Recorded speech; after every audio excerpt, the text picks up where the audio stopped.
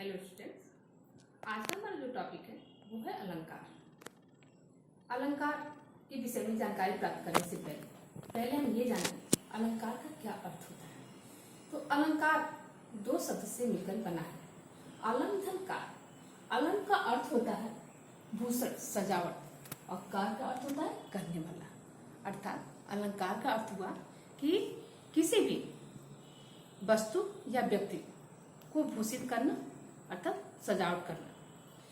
तो अलंकार का सही अर्थ क्या हो गया फिर कि जिस प्रकार शरीर की शोभा आभूषण से उसकी शोभा बढ़ाई जाती है, आभूषण के द्वारा शरीर को सुसज्जित किया जाता है, उसी प्रकार काव्य की शोभा बढ़ाने के लिए हम अलंकार का प्रयोग करते हैं।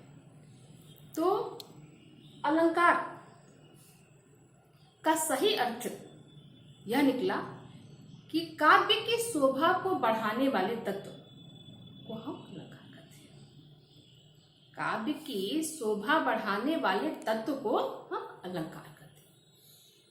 इसी क्रम में हम जानेंगे अलंकार के भेद। अलंकार का भेद शब्द व अर्थ के द्वारा काव्य का जन्म होता है और काव्य में इन दोनों का समान अर्थ है। काव्य की शोभा बढ़ाने के लिए हम अलंकार को दो भागों में बांटे। किस तरह से? तो पहला शब्दालंकार और दूसरा अर्थालंकार के नाम से। शब्दालंकार क्या है? तो जब काव्य में शब्द के द्वारा चमत्कार उत्पन्न होता है उसे शब्दालंकार कहते हैं, और जब काव्य में अर्थ के द्वारा चमत्कार उत्पन्न होता है उसे हम अर्थालंकार कहते हैं। अब इन दोनों को हम उदाहरण के द्वारा पहले समझेंगे। शब्दालंकार देखिए, उदाहरण क्या है? तरनी तनुजा तट तमाल तरुवर बहु छाय। तो यहाँ शब्दों के द्वारा काव्य में चमक उत्पन्न किया गया है, चमत्कार आया है। तरनी अर्थात यमुना, तनुजा पुत्री, सूर्य की पुत्री यमुना, तट किनारे, तमाल, तमाल के तरुवर मतलब तमाल के वृक्ष, बहु छाए, अत्यधिक छाए हुए हैं। अर्थात शब्दों के द्वारा क्या हुआ है? काव्य में चमक उत्पन्न हुआ है। ठीक है, तो इसे हम शब्दालंकार कहते हैं। दूसरा यहाँ पे समझिए अर्थालंकार क्या है? तो यहाँ अर्थ के द्वारा काव्य में चमत्कार उत्पन्न हुआ है, चमत्कार आया है।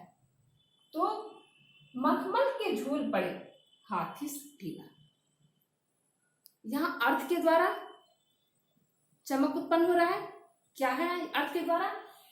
तो यहाँ बसंत के आगमन की सूचना जो है वो यहाँ पे एक युवक के आने की, हाथी पर सवार, सज धज के हाथी पर सवार आने की सूचना मिल रहा है। अर्थात ये अर्थ के द्वारा चमक यहाँ उत्पन्न हो रहा है। अब हम जानेंगे शब्दालंकार के भेद। दोनों का अपना अलग अलग भेद है। तो पहले हम शब्दालंकार के भेद को पढ़ेंगे, उसके बाद फिर हम अर्थालंकार के भेद को पढ़ेंगे। शब्दालंकार के भेद को हम तीन भागों में बांटे। क्या? तो पहला अनुप्रास अलंकार, दूसरा यमक अलंकार और तीसरा श्लेष अलंकार। अब शब्दालंकार के तीनों भेद के विषय में हम लोग अलग अलग विस्तृत जानकारी प्राप्त करेंगे। तो पहला हमारा है अनुप्रास अलंकार। अनुप्रास अलंकार किसे कहते हैं? जब एक ही वर्ण या अक्षर की बार बार आवृत्ति होती है वहां अनुप्रास अलंकार होता है। एक ही वर्ण या अक्षर की बार बार आवृत्ति होती है वहां अनुप्रास अलंकार होता है। क्या? देखिए, वरते वीणा वादनी वरते, यहाँ देखिए वर में व, वीणा में व, वादनी में व, वर में व, यानी एक ही वर्ण या अक्षर की बार बार आवृत्ति होती है वहां अनुप्रास अलंकार होता है। दूसरा एक और उदाहरण समझ लीजिए। कालिंदी फूल कदम की डार, यहाँ पे क वर्ण की बार बार आवृत्ति दिखाई दे रही है, इसलिए यहाँ अनुप्रास अलंकार हो गया। दूसरा हम पढ़ेंगे यमक अलंकार। यमक अलंकार क्या होता है? तो जब एक ही शब्द एक से अधिक बार आए और अर्थ भी भिन्न भिन्न हो, वहां यमक अलंकार होता है। एक ही शब्द एक से अधिक बार आए, अर्थात देखिए यहाँ पे कनक 2 बार दिखाई दे रहा है और इन दोनों का अर्थ भी अलग अलग होगा, वहां यमक अलंकार होता है। उदाहरण के द्वारा समझेंगे। देखिए, कनक कनकतै 100 गुनी मादकता अधिकार, या खाए बौराए जग या पाए बौराए। यहाँ पे 2 कनक का वर्णन किया गया है।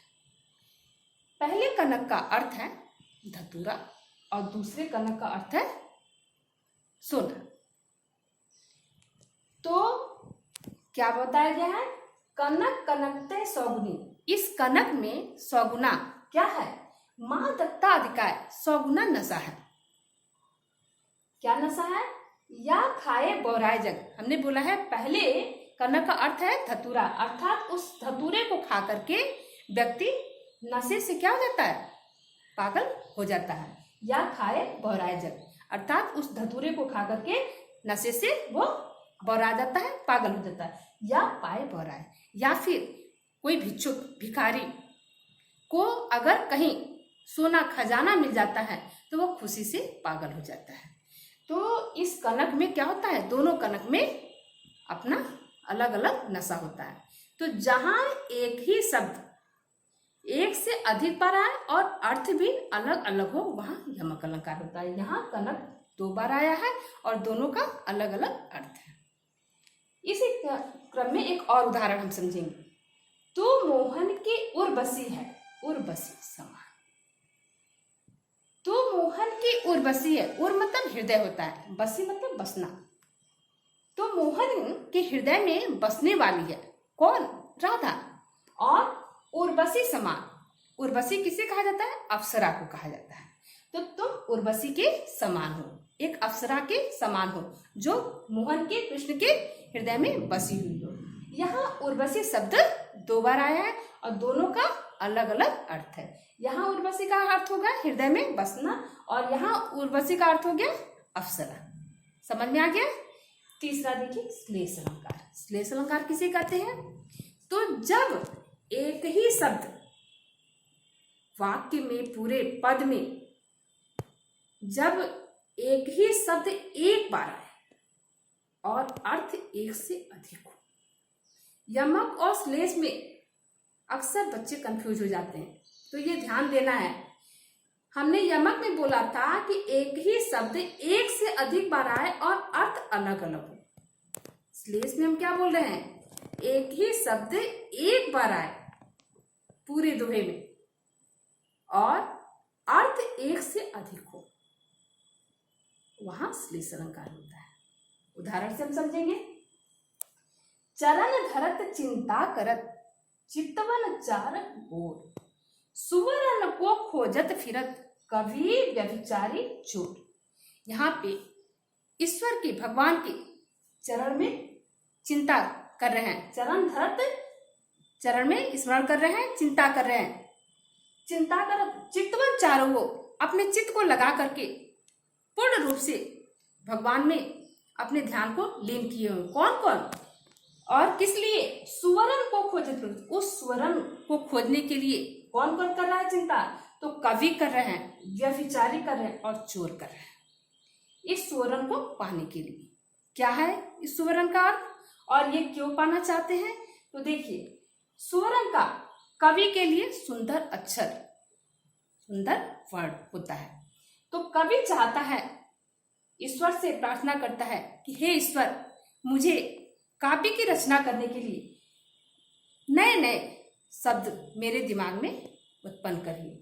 तो उस सुवर्ण को, सुंदर अक्षर को वो पाना चाहते हैं।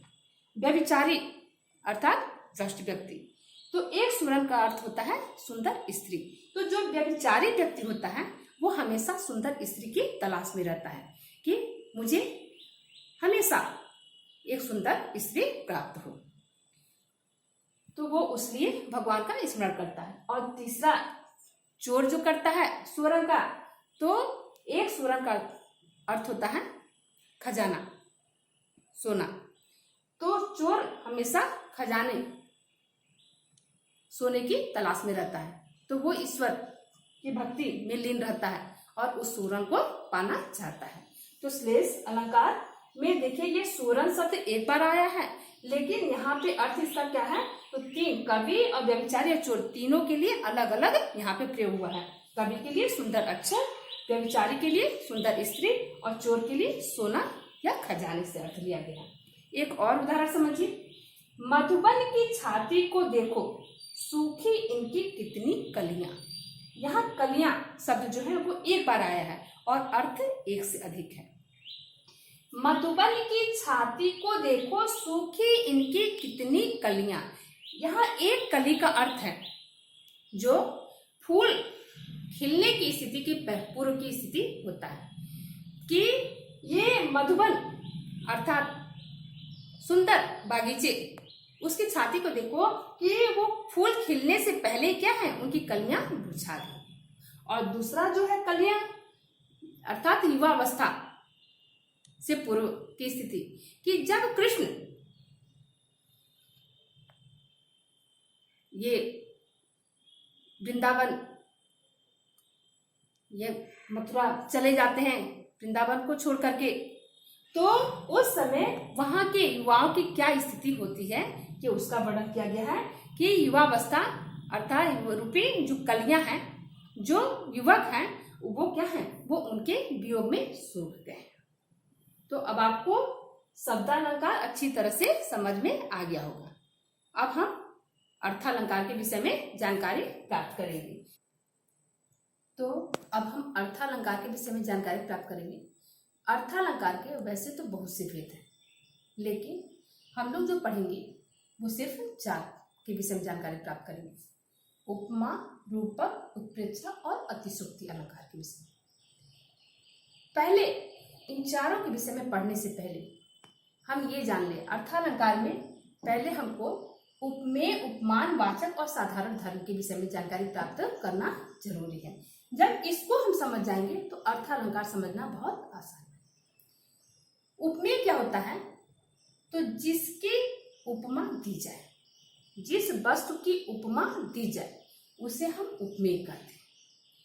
उपमान क्या होता है, जिससे उपमा दी जाए, जिस वस्तु के द्वारा उसकी उपमा दी जाए वो हमारा उपमान हो गया। वाचक क्या होता है, जिस शब्द से उपमा प्रकट की जाए उसे हम वाचक कहते हैं। और साधारण धर्म क्या होता है, जिस गुण आदि को लेकर उपमा दी जाए वो हमारा साधारण धर्म हो।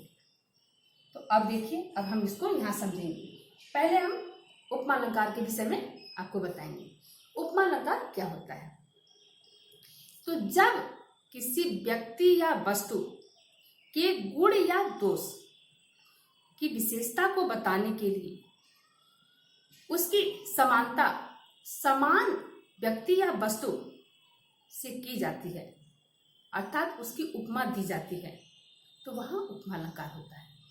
एक वस्तु का दूसरे वस्तु से हम उसकी उपमा देते हैं तो वहाँ पे उपमालंकार होता है। क्या है, उदाहरण देखिए, राम का मुख कमल के समान सुंदर है।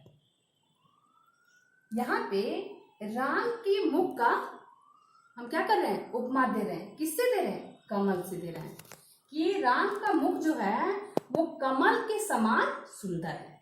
इसलिए राम का मुख जो हो गया वो क्या हो गया, ये हमारा उपमेय हो गया।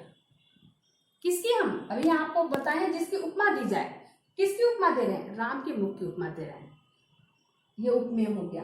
दूसरा हम बोले हैं जिससे उपमा दी जाए, उपमा किससे दे रहे हैं, कमल से दे रहे हैं। राम का मुख किसके समान, तो कमल के समान, इसलिए उपमान हमारा हो जाएगा कमल। और फिर के समान, वाचक शब्द हमने क्या बोला है, जिस शब्द से उपमा प्रकट की जाए, किससे कर रहे हैं, उसकी समानता कर रहे हैं, कमल के समान, तो इसलिए वाचक शब्द इसमें हो गया समान। और साधारण धर्म क्या है, तो जिस गुण आदि को लेकर उपमा दी जाए वो साधारण धर्म। क्या है गुण, तो सुंदरता। राम का मुख जो है वो कमल के समान सुंदर है, तो इसलिए सुंदरता जो हो गया वो साधारण धर्म हो गया, कि राम का जो मुख है वो कमल के समान सुंदर है। अर्थात राम के मुख की उपमा हम किससे दिए हैं? तो कमल से दिए हैं। अब तो आपको समझ में आ गया कि जिस व्यक्ति या वस्तु की तुलना हम किसी समान व्यक्ति या वस्तु से करते हैं, या किसी व्यक्ति या वस्तु की उपमा दूसरे व्यक्ति या वस्तु से देते हैं, वह हमारा उपमा अलंकार होता है। तो समझ में आ गया। एक और उदाहरण आप देखिए, नीले नैनो साया अंबर। अंबर आसमान, तो नेत्र हमारा जो है वो क्या है? नीले नैनो साया अंबर। अंबर ये जो है ये नीले नेत्र के समान अंबर दिखाई दे रहा है। अंबर के समान आपका नीला नेत्र है, अर्थात नेत्र की तुलना अंबर से किया गया है। जो नीला नेत्र है वो अंबर के समान है, आसमान के समान है, तो नेत्र की तुलना अंबर से किया गया है। यहाँ हमारा मतलब उसका उपमा वहां पे दिया गया है, इसलिए यहाँ उपमा अलंकार हो गया। दूसरा इसी क्रम में हम जानेंगे रूपक अलंकार किसे कहते हैं। जब एक वस्तु को दूसरे वस्तु का रूप दे दिया जाता है, वह रूपक अलंकार होता है। या फिर ऐसे समझिए कि उपमेय में उपमान का आरोप जहां होता है, जहां उपमेय में उपमान का आरोप होता है, वहां रूपक अलंकार होता है। उपमेय में उपमान का अर्थात उपमेय जिसकी उपमा दी जाए और उपमान जिससे उपमा दिया जाए। उपमेय में उपमान की का आरोप कर दिया जाए, वहां पे रूपक अलंकार होता है। या एक वस्तु को दूसरे वस्तु का रूप दे दिया जाता है, वहां रूपक अलंकार होता है। और उसमें क्या होता है? वाचक व साधारण धर्म का लोप हो जाता है, इसलिए उपमेय और उपमान के बीच में किसी प्रकार का कोई भेदभाव नहीं रह जाता है। देखिए उदाहरण के द्वारा, हमको जीवित करने आई वन स्वतंत्रता नारी थी। यहाँ पे स्वतंत्रता रूपी नारी जो है का वर्णन किया गया है। ये स्वतंत्रता जो है वो एक नारी के रूप में यहाँ पे उसका रूप दिया गया है। स्वतंत्रता को नारी का रूप दिया गया है। दूसरा देखिए, चरण कमल बंदो हरिराय। चरण हमारा क्या हो गया? उपमेय हो गया। चरण की हम उपमा दे रहे हैं, किससे? कमल से दे रहे हैं। तो चरण कमल बंदो हरिराय, ईश्वर प्रभु की वंदना कर रहे हैं। हरिराय कैसा? तो उनके चरण कमल की। यहाँ पे समानता या उपमा नहीं है, बल्कि उसका रूप दिया गया, उस चरण को कमल का रूप दिया गया है। इसमें उपमेय में उपमान का आरोप किया गया है। इन दोनों में कोई अंतर नहीं दिखाई दे रहा है, इसलिए यहाँ रूपक अलंकार है कि एक व्यक्ति या वस्तु को दूसरी वस्तु का रूप दे दिया जाता है, या उपमेय में उपमान का आरोप कर दिया जाता है। इससे उपमेय और उपमान में कोई भेदभाव नहीं रह जाता है, अर्थात चरण कमल यहाँ पे कहा गया है। तो चरण जो है वो कमल है, कमल रूपी चरण। ठीक, इसके बाद तीसरा जो है हमारा वो है उत्प्रेक्षा अलंकार। उत्प्रेक्षा अलंकार क्या होता है? जब एक वस्तु दूसरे वस्तु के समान दिखाई देता है, तो वहां उत्प्रेक्षा अलंकार होता है। अर्थात उपमेय में उपमान की संभावना या कल्पना होता है, वहां उत्प्रेक्षा अलंकार होता है।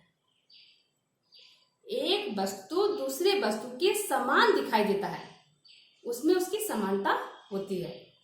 या उपमेय में उपमान की संभावना या कल्पना की जाती है, तो वहां उत्प्रेक्षा अलंकार होता है। और इसकी एक खास बात यह है, इसमें मनहु जनहु ज्यों त्यों मानो जानो इस तरह के शब्द उनके बीच में दिखाई देते हैं। वो भी एक पहचान इसका रहता है, जहां से हम समझ सकते हैं कि ये उत्प्रेक्षा अलंकार है। उदाहरण देखिए क्या है, ले चला मैं तुझे कनक जो भिक्षुक लेकर स्वर्ण छनक। यहाँ कनक का अर्थ धतूरा है। तो कहा गया है, कवि यहाँ पे वर्णन किए हैं कि मैं धतूरे को लेकर या एक व्यक्ति धतूरे को लेकर इस प्रकार उसे संजो करके चला है, जैसे भिक्षुक को अगर खजाना मिल जाए तो उसे वो संजो करके कैसे आगे बढ़ेगा, उसी तरह से जो नशे वाला व्यक्ति है उसको अगर धतूरा मिल जाता है तो उस सोने की तरह से वो उसे संजो करके आगे बढ़ेगा। यानी कि उपमेय में उपमान का क्या है, समानता दिखाई दे रहा है। यहाँ पे जैसे स्वर्ण को वो सुसज्जित करके लेके चल रहा है, उसी तरह से ये कनक यहाँ धतूरे को सुसज्जित करके लेके चल रहा है। तो उत्प्रेक्षा अलंकार हो गया। दूसरा उदाहरण देखिए, सिर फट गया उसका वहीं, मानो अरुण रंग का घड़ा हो। यहाँ सिर, किसी के सिर फटने से क्या है, अरुण रंग का घड़ा हो। सिर को जो है वो लाल रंग के घड़े की समानता दिया गया है। सिर ऐसे फटा, सिर से ऐसे खून निकल रहा है, लाल खून निकल रहा है कि अरुण रंग का घड़ा हो, अर्थात लाल रंग के घड़े से सिर की समानता की गई है। और चौथा यानी लास्ट हम जानेंगे अतिशयोक्ति अलंकार। जहां किसी वस्तु या किसी भी विषय, किसी की वक्तव्य को अगर अत्यधिक बढ़ा चढ़ा करके हम वर्णन करते हैं, वहां अतिशयोक्ति अलंकार होता है। लोक सीमा से बढ़ा करके हम अगर उसका वर्णन करते हैं, वहां अतिशयोक्ति अलंकार होता है। किसी भी वस्तु, किसी के वक्तव्य, किसी के कथन को अगर लोक सीमा से बढ़ा चढ़ाकर वर्णन किया जाता है, वहां अतिशयोक्ति अलंकार होता है। क्या है, आगे नदियां पड़ी अपार, घोड़ा कैसे उतरे पार।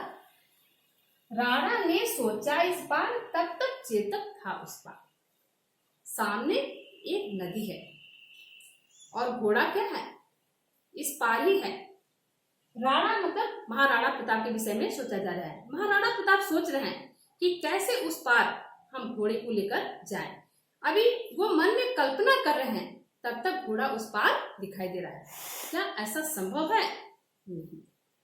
अर्थात लोक सीमा से बढ़ा चढ़ाकर इसका वर्णन किया गया है। ठीक है, तो इसलिए यहाँ पे अतिशयोक्ति अलंकार है। वास्तव में ये संभव नहीं है। दूसरा इसी तरह से देखिए, हनुमान की पूंछ में लग न पाई आग, लंका सारी जल गई, गए निशाचर भाग।